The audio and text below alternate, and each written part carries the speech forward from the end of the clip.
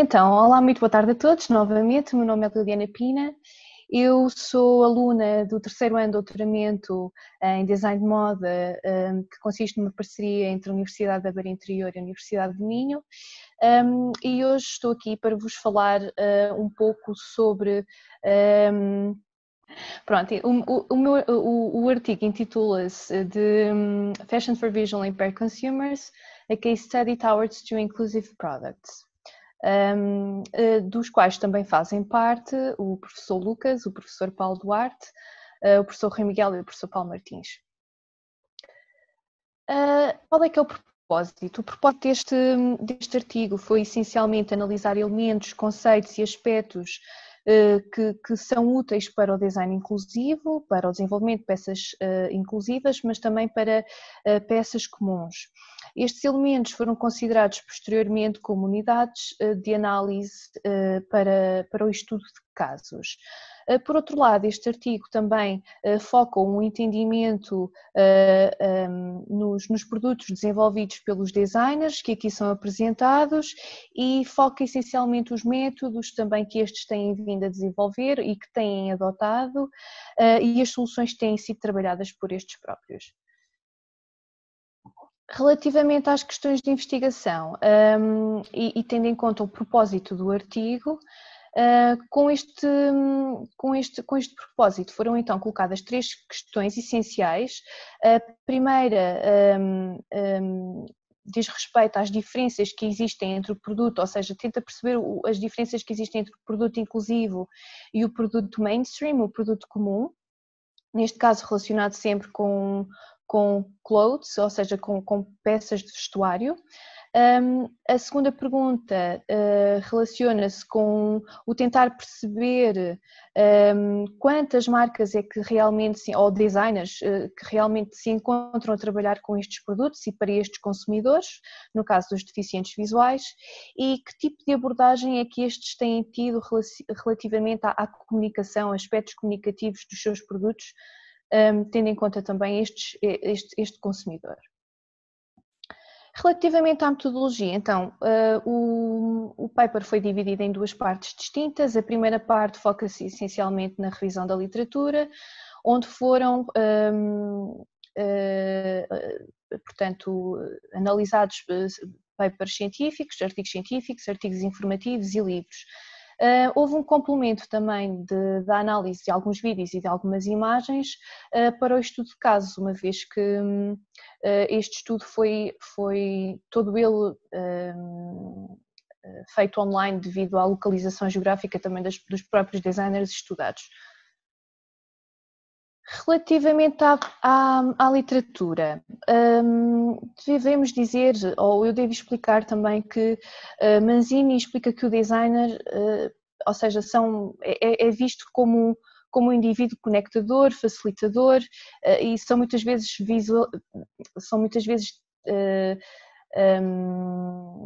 percebidos como visionários e como coprodutores. No entanto, o Gobet também afirma que estes profissionais contribuem também para promover o significado do produto e para a progressão da qualidade de vida do indivíduo e do consumidor.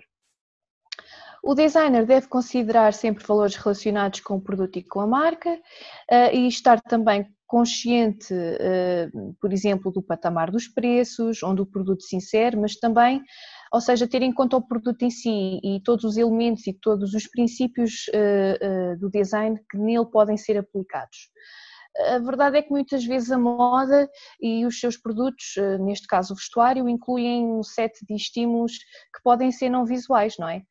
De facto, as experiências que advêm do produto em si são um fenómeno multifacetado, que irá envolver emoções subjetivas, comportamentos e também relações expressivas e psicológicas.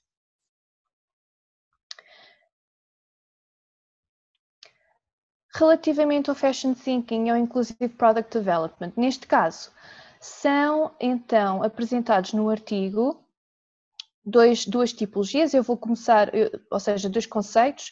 Eu vou começar inicialmente por falar um pouco sobre o User Experience A estrutura apresentada por Paulo Zeral em 2008, que é absolutamente direcionada para a moda, representa um processo cognitivo, onde as emoções estão expostas no centro do processo e onde o produto e os seus elementos irão interagir com o consumidor de uma forma simultânea ou sequencial. Esta forma de pensar o design é talvez também uma base para o design inclusivo, não é? Porque o designer deve sempre direcionar o desenvolvimento do produto para o deficiente, mas considerar também o público geral e facilitar a vida portanto, destes dois consumidores ou de ambos os consumidores. Neste caso, ao aplicarmos as bases do design inclusivo, há que entender sempre a necessidade real, ou seja, percebermos pelo que é que, por exemplo, o deficiente visual passa, quais é que são as dificuldades que ele atravessa durante a escolha de produtos de vestuário, especificar também os principais requisitos, desenvolver conceitos e, claro está, implementar essas soluções, ou seja, implementar as soluções que nos parecem mais plausíveis. Então, neste caso, através da análise do modelo do User Experience e dos conceitos estudados no design inclusivo, foram adotados os mesmos e foram, de certa forma, aglomerados alguns elementos pertencentes a ambos e revertidos como unidades de análise no estudo de casos.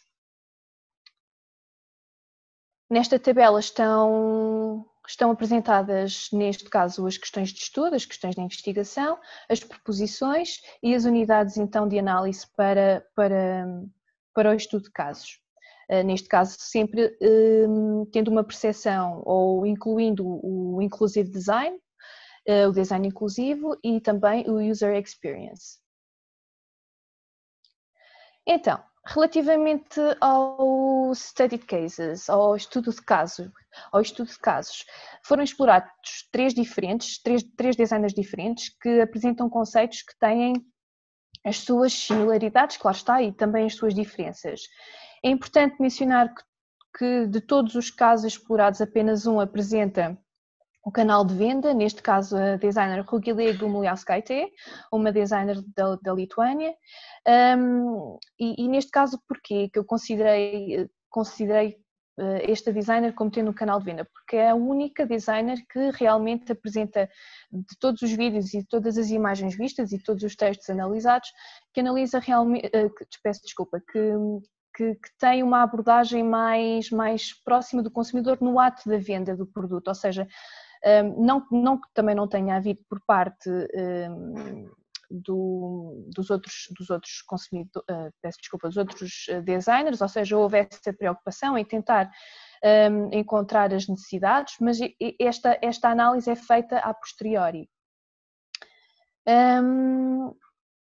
No entanto, pronto, todos eles têm localizações geográficas muito diversificadas. Relativamente, peço desculpa, demasiado rápido, relativamente aos conceitos e às soluções abordadas, posso dizer que a Camila Chiriboga foi uma designer que desenvolveu um novo sistema de comunicação linguística através de aplicações bordadas em relevo e que irão permitir ao indivíduo perceber como é que a peça que se pode usar, que cuidados, por exemplo, a ter com a peça relativamente às instruções de lavagem. E estas imagens dizem respeito então ao trabalho da designer. Portanto, temos aqui então a codificação que esta própria criou para que os deficientes visuais pudessem ter uma forma de conseguir perceber algumas especificações mais técnicas e também visuais sobre o próprio produto em si. No caso da Rugile, através de uma aplicação móvel foi possível identificar a peça, a interação com o consumidor tendo em conta as suas características de segurança, peço desculpa, perdi-me aqui um bocadinho, peço desculpa, a comunicação através de catálogos foi feita então pela designer Rugile, que contém toda a informação. Estes catálogos contêm toda a informação sobre as especificações do produto, a informação está disposta em braille nesses catálogos, e também é importante mencionar o facto do molde da própria peça ou dos próprios componentes terem sido dispostos em picotado numa escala real, o que proporciona ao consumidor e à pessoa que está interessada em comprar aquela peça uma ideia mais real do que é da forma da peça em si. Eu diria que enquanto que a Camila Chiriboga tem uma abordagem mais conceitual em termos de peças, a Rouguilet apresenta um estilo de peças talvez ele mais comercial e mais adaptado àquilo que é o comércio comum de peças de vestuário. Por último, apresento então a Balini Naidoo, uma designer proveniente da África do Sul. Esta opta por implementar o braille nas suas peças, adotando uma aplicação de taxas localizada e bordadas na superfície do material, como podemos ver nestas imagens. Portanto, conseguimos perceber a aplicação do braille na parte de trás da saia, conseguimos perceber também a parte de trás, a parte do bolso, a parte interior do bolso, a vista, e depois temos também, vocês não conseguem ver, mas temos também aqui uma abordagem na parte de trás do blusão.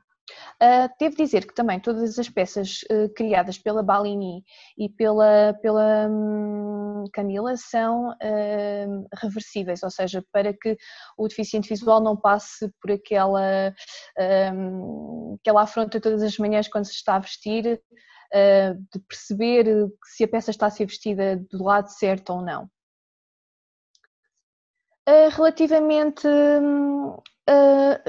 Relativamente às suas funcionalidades, podemos dizer que, enquanto que a Rouguilet aposta na simplicidade das peças para um público em geral e se é uma funcionalidade específica, a Camila e a Balini desenvolvem peças mais focadas no deficiente visual e se calhar esquecendo também as necessidades do público, diria eu, comum.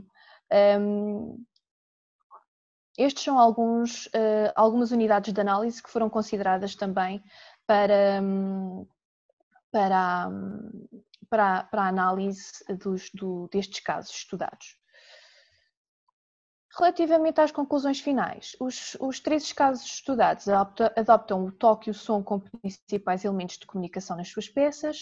Existe aqui claramente uma complexidade versus a utilização do braille e aqui eu queria deixar claro que o braille requer algum tempo para poder ser apreendido e para ser estudado, e isso talvez possa vir a ser um problema no processo perceptivo do vestuário criado por estas designers, nomeadamente a Balini.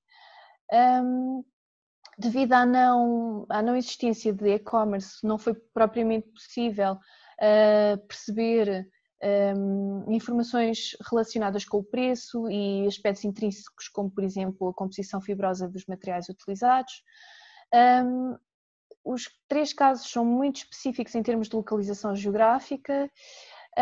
Talvez aqui combinar a user experience com os conceitos de design inclusivo não fosse má ideia no desenvolvimento de futuras peças, para chegarmos mais próximo à emoção e apelar também não só ao produto em si, mas à marca e ao designer e ao conceito designer em geral. E penso que, por último, as conclusões finais dizem respeito ao facto de todos os projetos que foram apresentados hoje, ou projetos, ou neste caso designers e os seus produtos são na verdade produtos que não têm propriamente uma projeção global, ou seja, eles são reconhecidos e são reconhecidos como produtos inclusivos, mas não têm uma projeção global como muitas marcas que nós vemos no nosso dia-a-dia têm. E talvez o problema esteja aí, talvez o problema seja nós ainda não estarmos a conseguir percepcionar, ou seja, estarmos a conseguir percepcionar os produtos e muito bem, e estas designers têm todo o mérito por o terem feito, mas depois perdemos a outra parte, que é a parte da marca e a parte da projeção do produto no mercado internacional. Também é muito importante para que a marca subsista. Depois, futuros improvements, ou seja, futuras melhorias. O número de casos é demasiado pequeno, no futuro é importante estender o número de casos. Devido a esta análise toda ela ter sido feita online, alguns aspectos relacionados com o produto não foram possíveis de ser apreendidos e então para próximos estudos seria importante considerar, por exemplo, uma entrevista aos designers e analisar também o produto real.